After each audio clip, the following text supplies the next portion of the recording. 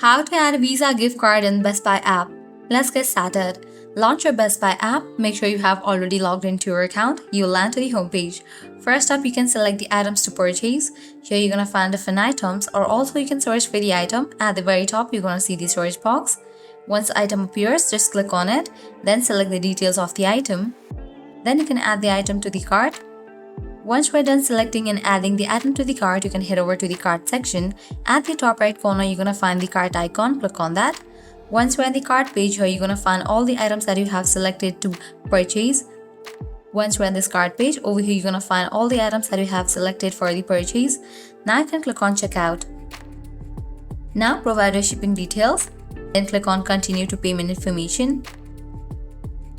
Now from here you can easily add the Visa card.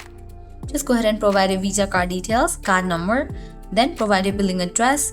And after you provide all the details, you can place your order. So this way you can easily add Visa gift card in Best Buy app. This was really a simple and quick process.